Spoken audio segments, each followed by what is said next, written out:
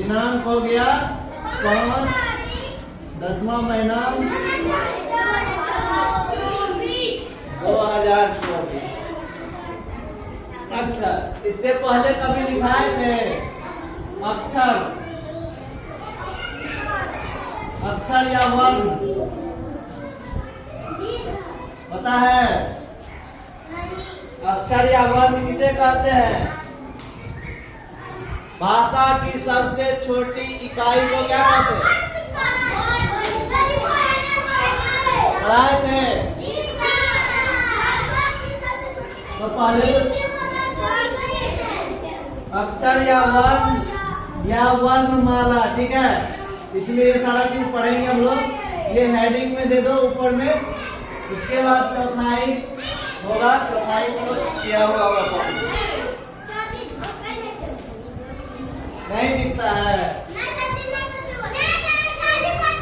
अब दिख रहा है।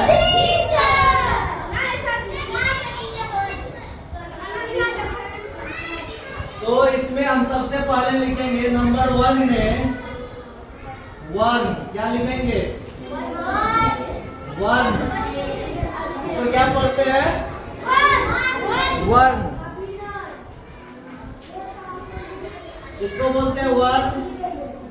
भाषा की सबसे छोटी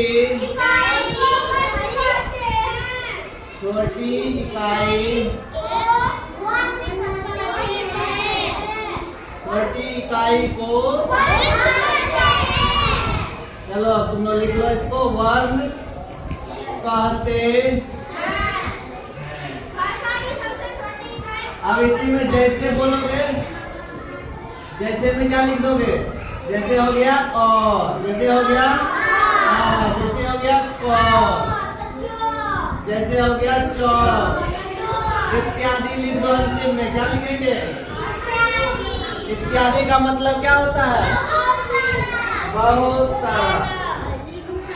और दूसरा नंबर में अब सोच रहा होगा सर जी, जब यहाँ पर आया भाषा, क्या लिखा हुआ है? तो हमारे मन में सवाल होना चाहिए कि भाषा किसे कहते हैं ना। अब भाषा के बारे में लिख लेते हैं। भाषा के बारे में क्या लिखोगे? अपने विचारों का आदान प्रदान। क्या है? ऐसा माध्यम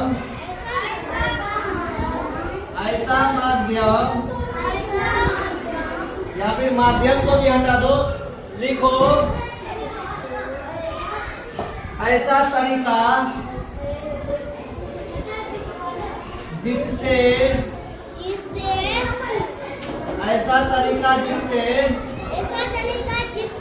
हम अपने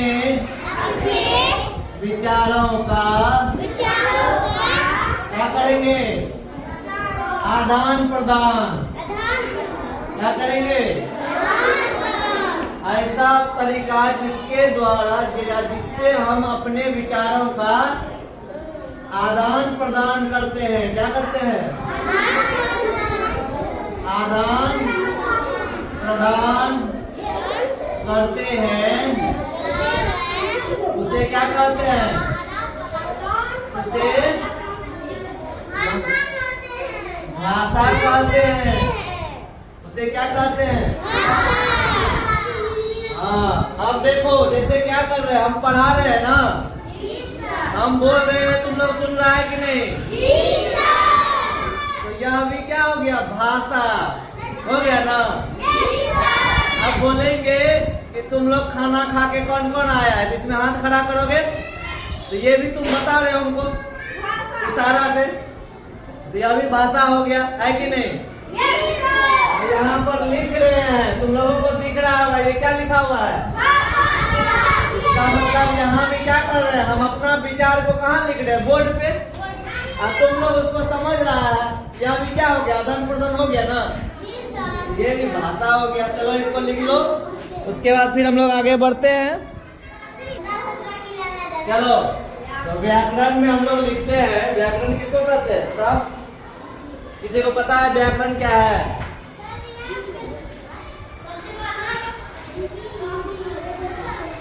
व्याकरण कहते हैं ऐसा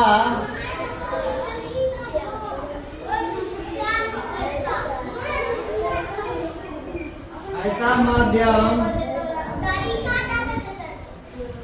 ऐसा तरीका या ऐसा स्रोत ऐसा स्रोत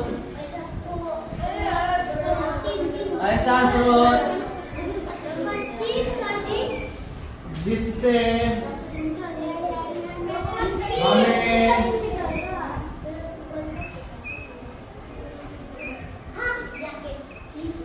शुद्ध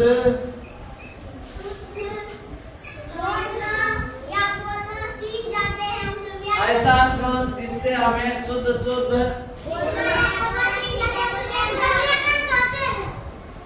जिससे हम अच्छा रहेगा, ऐसा स्रोत जिससे हम शुद्ध बोलना, लिखना और पढ़ना सीखते हैं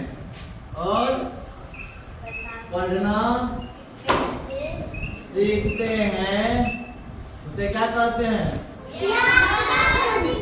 उसे व्याकरण कहते हैं। ठीक है, क्या लिखे? बोलो एक बार। ऐसा स्रोत जिससे हम शुद्ध बोलना, लिखना और पढ़ना सीखते हैं। क्या कहते हैं? व्याकरण को ही अंग्रेजी में क्या कहते हैं? ग्रामर। क्या कहते हैं? अब तुम लोग इसको लिख लो, फिर आगे बढ़ेंगे। अब देखो क्वेश्चन कितना हुआ? क्या नंबर? 4। हमने वर्ण देख लिया। अब वर्णमाला, ये बहुत आसान है। वर्णों के देखो एक तरीका और है। इधर देखो, इधर ध्यान दो। ऐसे हमने अंडरलाइन कर लिया। अब अगले लाइन से यहां से लिखेंगे वर्णों के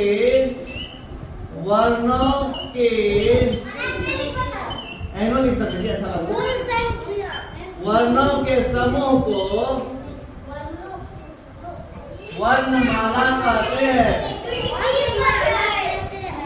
वर्णों के समूह को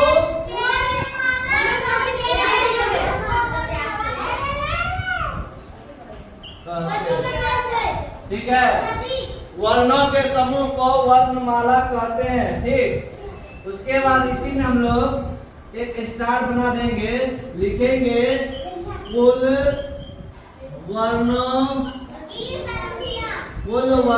की संख्या। कुल वर्णों की संख्या कितना?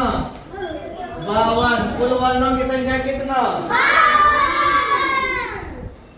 मूल रूप से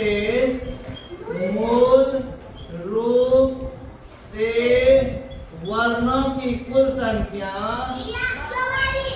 वर्णों की कुल संख्या वर्णों की कुल संख्या बराबर 44। ठीक है, ये चीज लिखेंगे। उसके बाद और कुछ लिख लो। स्वर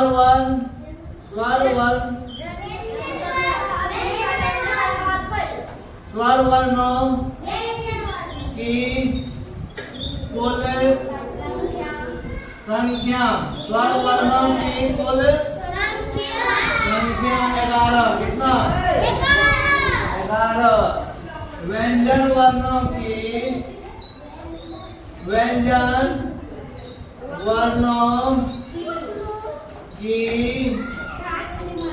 कुल कितना? 33। कितना होता है? फिर से एक बार देख लो। वर्णमाला किसे कहते हैं? वर्णों के समूह को वर्णमाला कहते हैं। कुल वर्णों की संख्या जब कोई पूछे तो 52 बोलेंगे। कितना बोलेंगे? मूल रूप से वर्णों की कुल संख्या पूछेगा 44। स्वर वर्णों की कुल संख्या कितना? व्यंजन वर्णों की कुल संख्या कितना? 33। चलो इसको लिख लो, इसको कंठस्थ कर लेना है, याद कर लेना है इसको, ठीक है? चलो ना, तो के चक्कर में